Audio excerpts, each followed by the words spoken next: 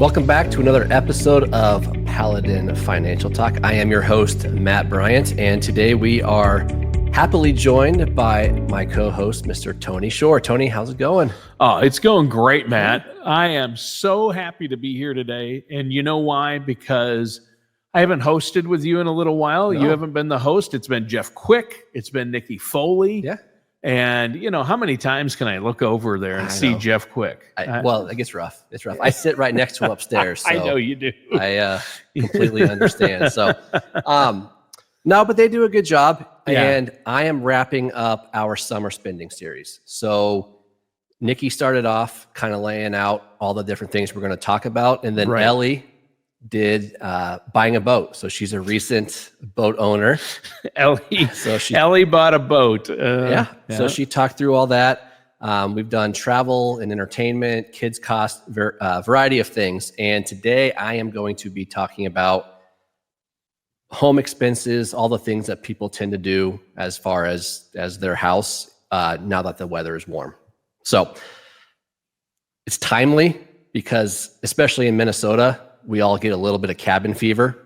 And so once it gets April and May and the snow is finally melted, the parking lots are packed. If you go to Menards and Home Depot or your local nursery, just packed with people just anxious. There you go. You're one of them. I've made so many trips. I'm normally not a DIYer. I normally don't just dive into all these projects. But this year, I put in these steps going down our hill in our backyard. I put in sod.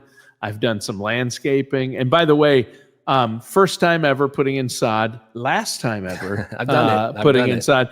You've done it, so you know what I'm talking about. Mm-hmm. That's actual work. It's a lot of work, especially prepping it. Yes, exactly. It's like painting. All the work is in the prep, and then you got to make sure it's perfect at the end. So my wife Amanda would not say I'm very handy. Same. I like to jump in. I have these. Both your wife and my wife say I'm not handy. There you go. So everybody says I'm not handy. I have these visions and things I want to do, and she's consistently tells me, perhaps you're biting off more than you can chew. But it's hard, especially in Minnesota, where you've been cooped up inside for 6-7 months, and it's warm out. Right. Things are turning green.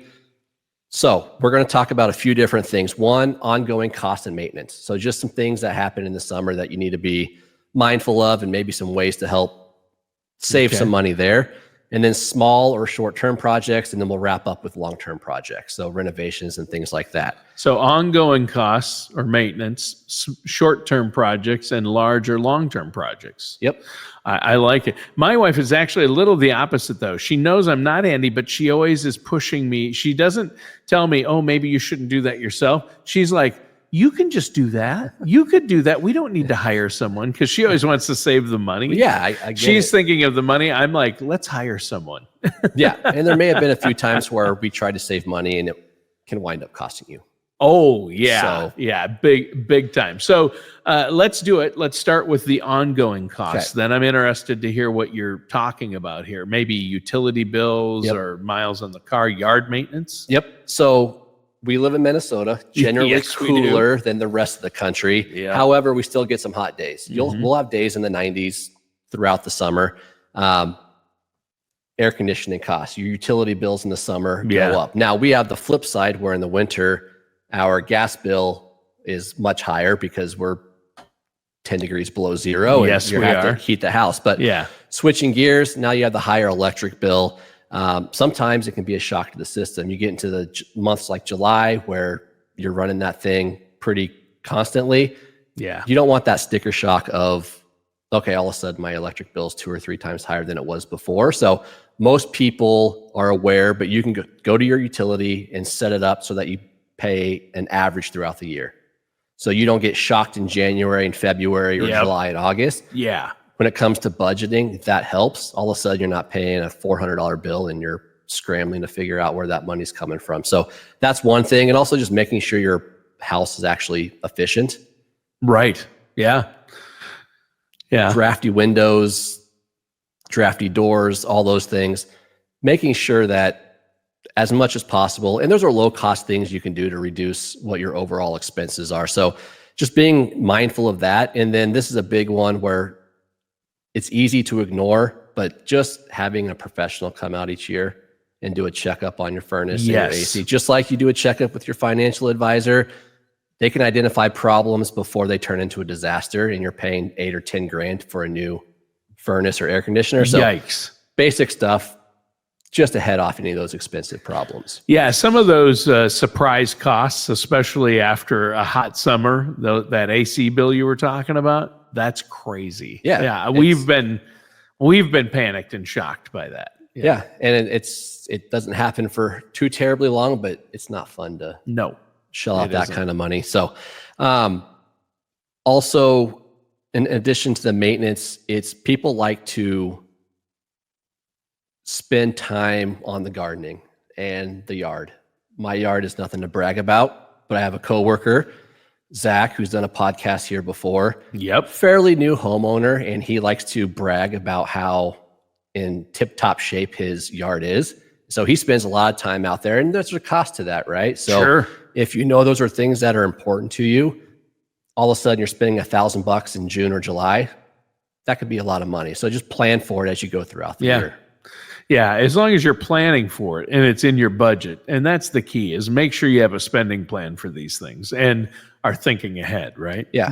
That's helpful. Yeah. And gardening is a big thing up here.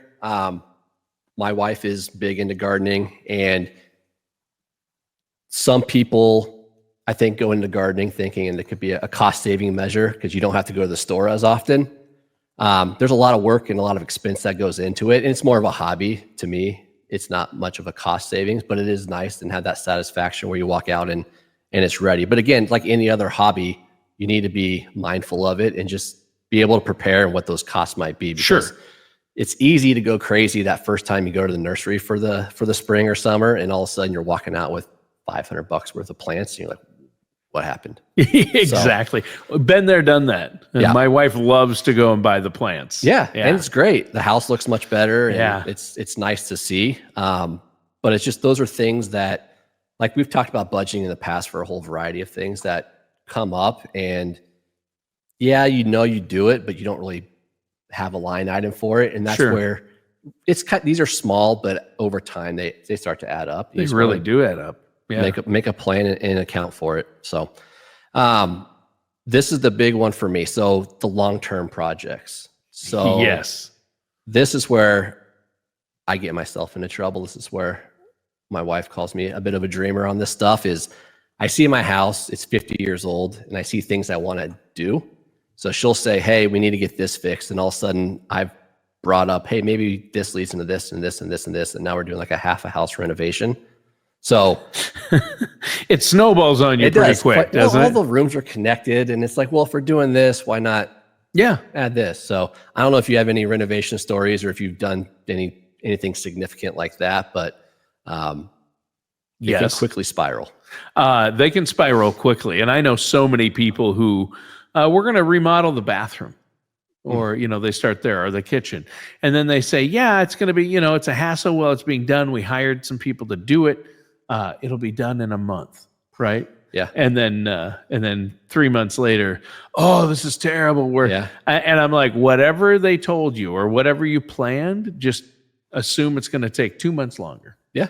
I mean, just add 1 or 2 months to whatever project you think you're going to get done, and add about double the cost. And then if that's where your expectations are, you might be pleasantly surprised. If they're not, you're going to be very upset and disappointed. And that's a good point, because especially like our house, 50 years old. Yep. They start opening walls and doing things like we haven't done any renovations. Then they find yet, issues. But you find issues. Yeah. And those are the fact that we're talking about it. They're surprises, but we know the surprises that are going to be happening. Mm-hmm. So just like anything else, don't go to the top end of your budget right off the bat. Right. Make sure there's wiggle room. Yeah. Because it's always going to cost, if you're doing major renovation, it's going to cost more than you think. Yep. And it's going to take more time. Yep. I mean, the cost is always going to be more. And that's what I've learned. Like people who, especially the bigger it is, the worse it is. Mm-hmm. We're having an additional added to our house, right? Or we're having the whole house remodeled, or we're building a home. Right. I always cringe when I hear people saying that, because I know that at some point there's going to be frustration. Yeah, I mean, it's almost never fails, and it's why there's jokes about contractors, right? I mean, good luck finding a contractor that's going to come in on time and on budget or under budget. I mean, And it's that's also tough. It's tough. It's also where you live, so you can't get away from it. Nope, you can't. You know? It's not like taking your car in to get fixed. At least it's there. It's like you're trying to live in the bathroom reno, the kitchen reno, whatever it may be. So I can imagine that's quite frustrating. Yep. And then you're adding a significant cost on top of that, which brings me to my next point is how do you pay for these things, right? These are $10, $50, $100,000 projects that people like to do. And the reason we're talking about it now is you're not doing big landscaping projects in January in Minnesota, and you're probably not doing things in your house where you're exposed to the elements. Right. So summer's natural time to start doing these types of things. And there's 3 ways really to pay for it. Just pay out of pocket. So cash in the bank or use investments, sell them and use that. There's using your home's equity, or they're just getting a separate loan altogether. A HELOC loan. Yeah, a HELOC. So we know interest rates have been higher for a few years now. So you're looking at 6 to 8%, maybe higher on the HELOC and those types of things. So you also have to factor in if you're spending $100,000 on a renovation and you're paying this back over time, like what is your true cost? So how am I going to pay for it now? What if there are overages? How am I going to pay for that? And then what is my true cost once I get done paying all the interest? Yeah. Those are important considerations. And it's not that it shouldn't be done, because it does increase value and you'll just enjoy it more, but be mindful of the true cost of what goes into all of these things. Yeah. So encourage people. I'm anxious to get some things done around our house, but I also know one thing's going to lead to another, and then might as well buy a new house. Yeah. At some point, right? You have to weigh these things. And I think a key when it comes to the financial aspect is talk to your financial advisor. Don't make a bad move and justify, well, if we take maybe we should take some money out of our 401k or our retirement account. That can be a huge and very costly mistake. That could compound your problems. Absolutely. Right? And there's a whole group of us advisors, and we talk and bounce ideas off of each other. And pretty regularly, somebody's wanting to buy a second property or do some renovations on their current property. And so to us, it's like, okay, how does this impact your financial plan long term? Do you have the money for it, or all of a sudden you're derailing what we've worked to put in place? Second, and we talk about this in every meeting, from when a person is a potential client to year after year when they are clients, is what types of money do you have? So there are different types of money that are going to be taxed in different ways. So you have taxable money where you can get at any time regardless of your age, and you pay typically a lower tax rate on that. There's the 401k or the IRA money, where that money's never been taxed. Right. So you pull it out. So now if you have a $100,000 renovation and you want to use your IRA, well, remember, you got to pay Minnesota, you got to pay Uncle Sam, and it's going to increase your taxes on everything else too. So that could be a 30% increase. You have your Roth IRA. That money's already been taxed, so it comes out tax-free, but there's restrictions on when you can use it. You have to be 59 and a half. It has to have been in there for 5 years. So that's where we come in. It's how can you efficiently use that nest egg that you've saved and actually pay for these things without incurring higher taxes or penalties or completely derailing your financial plan. Yeah, exactly. I think that's really important to look at. And there's so many things that people don't think about, right? They don't know, hey, if I pull that money out, it's not like you can just take $100,000 out. They're going to hold $20,000 or 20% back, which is $20,000 in that case. You're going to pay probably a penalty unless you're over 59 and a half. And even then, you have to pay all the taxes. That's crazy. Yeah. And then there's the opportunity cost. So you're no longer invested and not earning what the market might give you. Yeah. You're giving up all that compounded growth. Yep. And one of the exercises we do when a person is first exploring working with us is you rank 6 different financial priorities, one of them being saving for a particular goal. So we want to know if, hey, we plan to renovate our kitchen in 3 to 5 years. Yeah. Because now we can build something that accounts for that. And we're not going to put you in something that's going to be at risk of losing significant value. If you need that, we can look at something that might earn income for you as you go along. But those are the conversations we try to have. It's not just saying, what stock should I buy? It's actually, how do we finance our life over time? Yes. Because renovations happen. So it's part of a plan. The money will be somewhere where you don't have to worry about those You costly shouldn't have mistakes. to worry. Yeah, Exactly. yeah. And so I think that's part of the value add of working with an advisor is, hey, I want to do this. How do I do it? And then we can say, all right, stepping back, let's rework your plan. Let's see what stress this puts on your retirement plan. Let's see what other options exist outside of your nest egg. And then you're able to make an educated decision and still hit your goals. Yeah. Yeah. And I think just having a plan and making sure you're planning for the cost, that is, you're right. That's the biggest part of this. But it is interesting. You're right. The lots are full at the nurseries, Right. where you buy your plants, or me getting sod.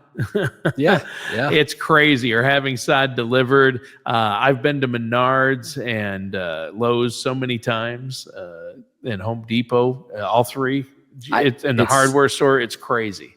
So, it starts snowing here in October, or it can. Yeah. Oh, yeah. And then there's been times. First part of May. Yeah, first part of May before. So it's October gone. through May, you're locked out of any outdoor activity. Yep. I will say, and I pause to admit this, but come August, sometimes I'm like, I can't wait for it to snow so I can stop doing all these outside projects. Because if it's snowing, terrible. I'm not mowing, I'm not landscaping. Although the mowing part, the lawn care and the landscaping, it is, It's like, all right, well, it's snowing, I can't do anything about it, so right. maybe Then you have to fire up the Toro and head on out to that driveway, and then you have to shovel snow. Well, that's true. There's a trade-off, but I don't mind mowing, actually. You know what I mean? It's the one time where I can completely, not think about, it's just getting away from everything. I'm out there mowing. Yep. Time it with a Twins game, and time it with a Twins game, or listen for an hour, or how long it takes you. And it's not so bad. So. Yeah. Mowing isn't terrible, but after you've done it all summer, we'll see. I mean, every time it pours rain, and then we have 1 or 2 days of heat, and then my lawn needs mowed, but then it starts raining again. So right. It's been crazy here lately. It has been.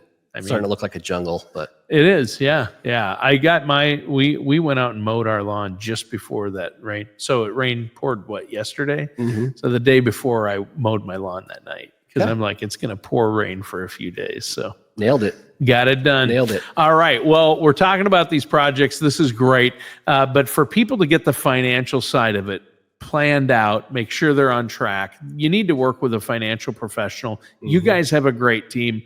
Matt, I know you love hearing from folks. How can our listeners and viewers out there get a hold of you? All right. Social media platforms. So we're all over the place there.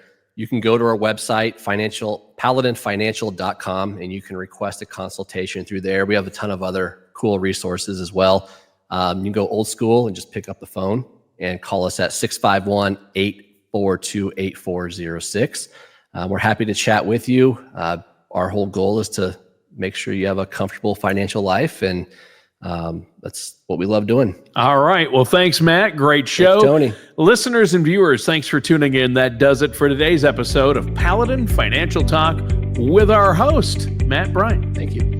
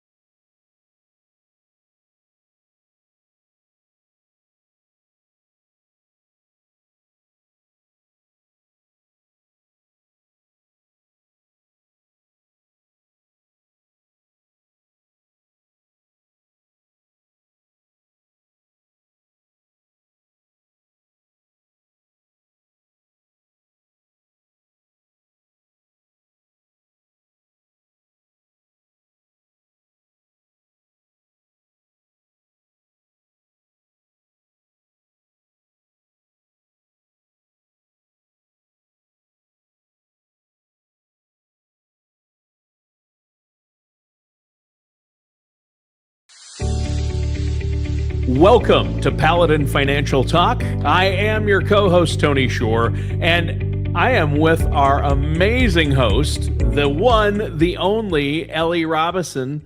Ellie, how are you? I'm so good, Tony. How are you?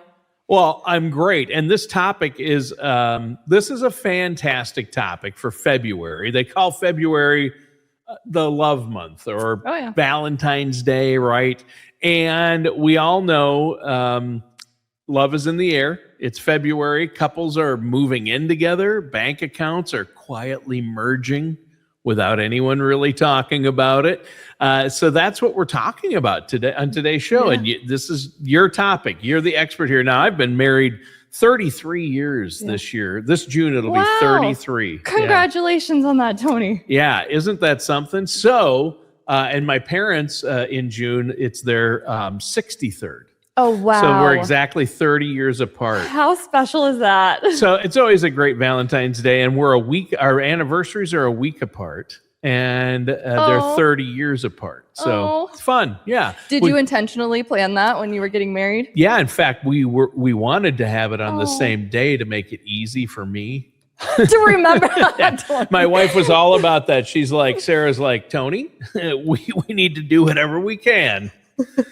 I know how you are, so you remember our anniversary and your parents. It'll make it easier for you if they're the same day. And I go, this is perfect. January 5th. Ours ended up being the 12th because of, I forget, availability of the venue or the pastor or one of our sets of parents could make it. Something. You know how it is. Yeah. So something. Well, you don't yet personally, but you have friends and family. You were being very efficient with trying to coincide both of these, milestones. So yeah, exactly. So, but from your standpoint, and you can talk to it, a lot of people talk about couples during February, and I how your topic today, the big question, right? Should you combine your finances if you're not married? And nowadays, more and more couples I have a daughter. They're very serious. They love each other. They've been together for years, but they have not officially married. And this question has come up. Okay. Well, maybe I can provide some insight on that. Sure. This month being the topic of just money, love, relationships, and we're all of the advisors this month are going to be touching on different topics within that. I know that Jeff Quick last week talked a little bit about how to manage finances as a couple, and it was alluding to within a marriage. Yes. It's totally normal for things to get offbeat every once in a while, and he brought up some ideas of how to realign within your relationship. Yeah, he impressed me. Good ideas, even for Jeff Quick. They were amazing ideas. You know what? He surprises us sometimes. No, he's great. And the other advisors this month will also touch on other ways to be mindful of money and relationships and family planning too. Sure. But I wanted to highlight, the couple relationships that aren't married. All right. And a little bit of it is stemming from my own personal experience right this second. But I do have some part of my client base that is a little bit younger, and I want to talk to them. And I also want to talk to some of my slightly more mature client base that are no longer married and are cohabitating with a significant other and don't want to get married. Yeah, that happens a lot. Does happen. More and more. I have a few clients that are in that position. So I want to talk through some ways and just some things to think through when you are in that position and how to protect yourself, ideally, at the end of the day. Okay, so that is a big question. I bet you've heard it, and that's why we're addressing it. Should you combine your finances at this point? And I'm glad you mentioned divorcees, people who are divorced. That is a common thing. It's always too bad when that happens, but sometimes it can be for the better. And a lot of times people end up with another significant other, and maybe they've both had, a spouse has passed or they're divorced, and they're together and they're going to stay together, but marriage just isn't on the in the cards. Yeah, it might not make sense for them. Yeah. So what I want to touch on today, I have a couple highlights that we'll touch on. So one, how to handle money early on, like paying for dates, when you're in the early stages and without the awkwardness. We'll touch on that real quick. There's always awkwardness. A little bit. Ellie, there's never been awkwardness with you on a date, I'm sure. You know what? I'll just keep on talking right through that awkwardness. That's what I do. Okay.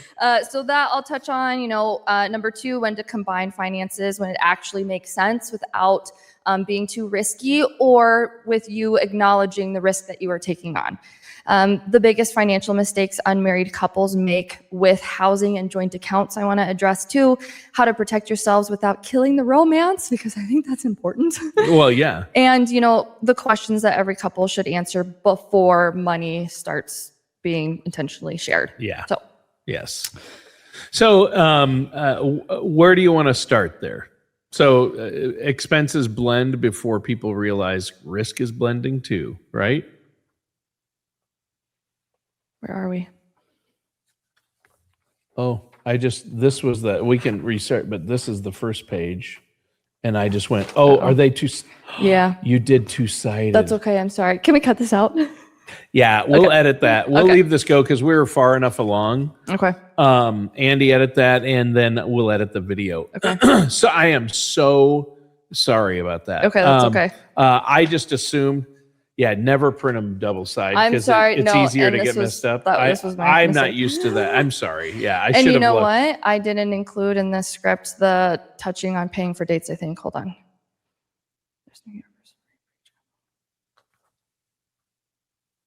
Yeah, I didn't include that in this printout. Okay, so we're going to need to rattle that off real quick. Okay. Where do you want to pick up, you or me? Should I jump in and say before couples are splitting rent or opening accounts, money shows up way earlier on dates? Is that where you want me to start? Okay, yeah. Let's go. Yeah, Okay. let's go with that, and then we'll just roll with this. Okay. Yeah. So the edit is at about 6:48. So before couples are splitting rent or opening accounts together, money shows up way earlier on dates, is what you're saying, right? Yes. And this is where a lot of unspoken expectations start, is how we kind of think of it. Like who pays on dates is often the first financial pattern a couple kind of sets for themselves. And it's often never talked about up front. And sometimes assumptions can quietly turn into resentment, is something to be mindful of. So once again, with relationships, communication is the key, and don't Yes. be afraid to talk about Yes. finances. And the thing is, there is no universal right answer when it comes to what a couple should be doing, but there is a right answer for each individual couple. So best practices that work well is, maybe take turns paying for the dates. And you know what? If you want to split it, maybe it's going to be split on an income-based, level where it's not 50-50. If there is one person in the couple that makes a little bit more, maybe they're paying 60%, the other one's paying 40%. So if that works for you, that's something to consider. If one person covers one date, then maybe you cover something else like groceries or experiences instead of eating out. So Good just advice. making sure that you're adjusting expectations as the relationship evolves is something to think about. If you aren't comfortable talking about these things, about who's paying for dinner, Right. it's going to be much harder to talk about rent or debt or savings. Sure. So that's why I wanted to just start with that. I think that's a good place to start. And I think, it's old school for the people to think one person always pays, like the guy always pays. Yeah. That's Once upon a time, it was like that. Yeah. But others see splitting everything is fair. And some, like you said, you can trade off. I find it interesting, Ellie, you have such a unique perspective on this, and a good perspective, because talk about spending money with someone in a relationship who you're not married to, buying a boat together. I can't even fathom. I did do that, yes. Listeners and viewers, just pointing out that Ellie and her boyfriend, right, purchased a boat together, Yes, right? we did. So there were a lot of financial conversations. It was very transparent. We were on the same page and we knew the risk that we were assuming by Sure. doing that together. So it was very intentional when we did that. That's good. I would not recommend just doing that without talking to your significant other. And that's not for all couples. It might not be a good idea to make a big purchase like that together. Correct. You have to know each other very well, probably Correct. been with each other for a while, and realize that Ellie is a financial services professional with the education, the background, and the experience to navigate financial waters. Not every couple has that advantage either. Yeah. but thinking through what those options might look like is critical. What I would want to start with first is like how to address living together. And then talking about assets like a boat will kind of fall under this. Sure. Naturally. Sure. So I think when you are in those next steps of the relationship and you move in together, and how do you handle rent and groceries, it just starts to blend naturally sometimes without even really talking about it. But I keep stressing you have to start talking about it. Couples live together longer before marriage or never marry than ever before. So around 45% of millennials today cohabitate before marriage, compared to 28% of Gen X at the same age. And this is all sourced from worldmetrics.org. Millennials are starting to marry later now. I think this is not new news. I feel like this has been going around for a long time. So Yes. the average age of a first marriage of millennials, so that's my generation, is about age 30.8 years old. Wow. Yeah. I am over that at this point. Yeah. So I did not hit the statistic of this, but it is notably older than earlier generations getting married in the past. Sure. Hand in hand with that, I don't want to just talk about the younger generations, but older generations. So Gen X has experienced higher divorce rates than other generations. So about 42% of Gen Xers have been divorced at least once. And one of the highest rates among the living generations. Many previously married adults choose cohabitation over remarriage. So about 15% of divorced women and about 19% of divorced men are living with unmarried partners after divorce intentionally. And I think all these stats are growing exponentially. I'm actually shocked that the percentage of millennials who cohabitate before marriage is less than 50%. Of people I know, it's closer to 100% of my personal friends. Now, I'm not doing the actual statistical data nationally. That's just people I know. It's pretty big. Yeah, exactly. So a lot of that is contributing to, I think a lot of the younger generations want more independence. Yeah. And honestly, inflation. Inflation has gone through the roof. Crazy. It is not cheap. And so sometimes living together is necessary to make sure that you are in it for the long haul. Exactly. And a lot of people, it used to be, okay, I want to be able to buy a house if we get married, like within a year or two. And right now that's not feasible for a lot of younger people or younger workers out there. So, yeah. So when it comes to buying a house, for instance, there's a couple ways that you can see it if you are living in a house and you're not married. So if one person owns that house, boyfriend moves in. So this is kind of what happened in my personal life. You're going to dish on the boyfriend. I mean, no, I think this is good. Like, I'm a very open book with my personal life. I think it can give people some insight of what perspective. Exactly. Yeah. So I ended up buying a house in the fall, and my boyfriend moved in with me. He is paying essentially rent to me to live in my house. This was very intentional. We talked through it. We were trying to decide what was going to be the best fit. Because of that, one way that you can see it is he's not building equity, right? Like, he's helping me pay my mortgage, but regardless of wherever he lives, if he's paying rent somewhere else, he's still not building equity there. But because it's my house, like, I am the one who's in charge of fixing anything that goes wrong. Right. All of the remodels that I am planning, it's all out of my pocket. If something breaks, it's all out of my pocket. Because he's this complained is my to me personally a lot about his landlord not taking His care slumlord. of not taking care of things, not keeping things fixed up, and really jacking up his rent, increasing the cost exponentially every year, unfairly or unjustly. So Yeah. Those landlords, let me tell you. He's talked to me about his landlord. It's funny, he was complaining about his landlord, and I didn't realize the whole time he's talking about his girlfriend. That is amazing. No, I'm teasing. Well, Only good things. Good things. Our whole goal is to hopefully progress into marriage someday. We're still trying to figure out how to cohabitate. That's why we chose this. Because the other side of it is we would have bought the house together, and we're not legally married. If something were to happen, whether it's death or a breakup, and things don't end amicably, which we don't hope for, but you just never know, Like, can he afford to buy me out?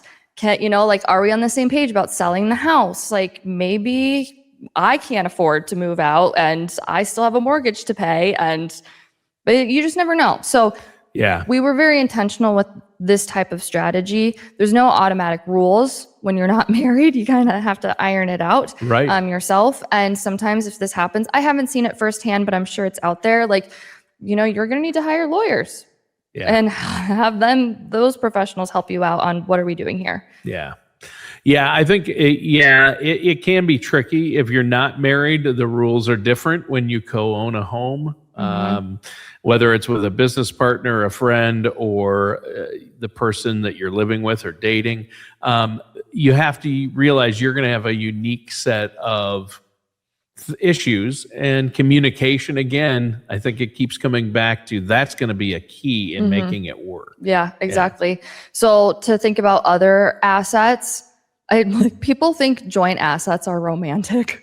And I think the benefit of the relationship that I'm in right now is we're both very business oriented. So it came very easy for us to talk through what are our options? How do we want to do this?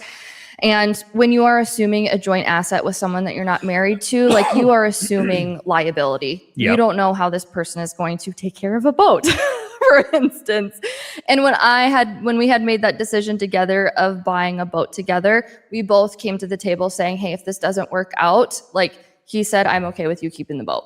And I said, hey, I don't know how to take care of a boat. I'm okay with me losing my half that I put my money into this boat for. You can take the boat. Like, you don't have to buy me out. We were okay with that. So that was something that we were on the same page about. We were okay with losing the money that we put into it. That was a written agreement, technically. Yeah. And so if you do make agreements, I usually say, don't just keep them verbal. People can change their minds. People forget about what was talked about. Other type of joint assets could be like a joint bank account. And that's a shared responsibility. Yeah. Like, if something happens and you're on the verge of a breakup, that person can easily tap into your bank account and drain everything in there if they have access to it. Yikes. Same with credit cards. Like, if you don't know their money habits, they can put you significantly into debt and they could ruin your credit score. Obviously, we don't want to hope that for someone that we're in a relationship with, but it's still a risk that you are assuming, and be mindful of that if you are doing that. Right. And I'm sure you saw this, when you got serious with your boyfriend, sometimes it can be easy to think joint assets are romantic. I mean, like, I don't think anybody would be crazy enough to have this idea, but buying a boat together. I just have to constantly rib you about that. You know what? The thing is with the boat is we thought that would be an easier step as opposed to buying a dog together. Like, instead of a living thing, and we both have soft hearts. That you have to take care of, where you're going to get attached to it. Exactly. And it's going to be, that's true. But people do romanticize joint accounts and joint things and assets. But really, like you've been talking about, they're actually a joint liability. Correct. If you look at it like that, this is a joint responsibility. This isn't a romantic venture. There's no protections built into it if you're not married. Yeah. So think about it that way. You have no inheritance rights. You have, no survivor benefits. And when I say that, I'm thinking about when you are later on in life and you are closer to pension age and Social Security age, you're not going to have any Social Security benefits with someone that you never married. So, like, you have to think about that later on in life. You don't get the marital benefits. You don't get the tax benefits of a joint filing jointly. Correct. And that's big. Yeah. Yeah. Sometimes it's funny because we have sat down with people in the past where we're building out a financial plan for a couple that maybe they've been divorced before, they're together, they're not married. And sometimes we say, hey, based off of your ex-spousal benefits, it might not make sense for you to get married to each other in your current relationship because of what you have. Never thought of that. That has happened in the past. And if you marry this person, you are now locking yourself into a lower Social Security benefit because you're tied to their records now. And that's not very romantic. But if you want to approach it from a money standpoint, that's what our job is. We're helping you try to figure out how to maximize your dollar. So that's a part of it too. That is. Yeah, that is a big part of it. And I think that I never thought of the advantages of not marrying someone being advantageous, but there are so many advantages to being married when it comes to some of these things. That it comes with built-in protections, as you say. Yeah. Sometimes people will think about, well, if we're together long enough, then common law marriage applies. I want to remind people that's only for certain states. Like there's only a handful of states that will treat your long-term cohabitation as marriage. And guess what? Minnesota isn't one of them. So be mindful about where you're living. And that's that was in movies and books. They talk about common law marriage, but that doesn't happen very often anymore. And the rules are strict. Only a few states even would recognize a common law marriage. So let's talk about what advisors wish couples knew sooner. In other words, if you could rewind, Ellie, and rewind time for some of your clients, what would you tell them? I would say, and this isn't very romantic, but love does not replace paperwork. It really doesn't. Like, if you are fully leading your life based off of emotions, it can fully screw you over later at some point. Yeah. We don't want that. We don't hope that. But then it's a much bigger mess for us to help you with later on if something does go awry. I think faith that everything will work out is not a financial plan, and that's something that we have to ingrain to certain type of people who are blind. Hope is not a plan. Correct. It's really not. Yeah. Verbal agreements, they don't hold up, is how we see it. I kind of alluded to this. So if you are on the same page about your significant other or with your significant other, I say put it in writing. We put everything in writing between my boyfriend and I. We say, mostly because we'll forget what we talk about. We talk about so many things where we're like, wait, where did we land on? So that's why we put it in writing. And love doesn't prevent misunderstanding. So that's kind of why we want to iron it out. Yeah, of course not. And it bums me out a little bit, Ellie, that you're saying, I always believed what the Beatles sang, all you need is love. But you're saying all you need is love and paperwork. Correct. And paperwork. And paperwork. That doesn't have the same ring to it. No, it doesn't. Not going to hear that in a song. No, it doesn't. Yeah. All right. So I think people hear things like that and think, it's cold, but it's really, you're talking about protecting people from mistakes. Correct. And not just discussing like who pays what and what happens if you split. My boyfriend and I also talked about like, what if someone dies in this relationship before we get married? That's important to discuss. And the earlier you can start talking about that and get comfortable with it, this is something people put off talking about. We've talked about it before, how people put off estate planning, or what if the loss of a spouse, what if my spouse and I die? Is everything set up? Oh, that's not good. Either people just say that's not going to happen. Correct. Like, I'm not aging. It's more, but I'm not never personally aging. No, I'm never. Neither am I. That's not going to happen. You just never know. So when I went to go buy my house in the fall, and it was a decision that my boyfriend and I both made together. We said, "Hey, Ellie should buy a house." We also discussed like, if Nick is no longer here, I can fully pay the mortgage myself, even though he's technically helping me with it right now. Right. I don't technically need him to keep things going. Now, you should still raise his rent once in a while just to keep it. You got to keep it real and make it real. You know what? Maybe I should. Don't let him skate by, Ellie. Once my taxes go up for the house, then I'll increase his rent. Yeah, you just slide that tax bill over to him. Look at this, doubled. It's atrocious. Yeah, property taxes. Exactly. So I kind of think of this as a checklist: is maybe consider keeping separate checking accounts.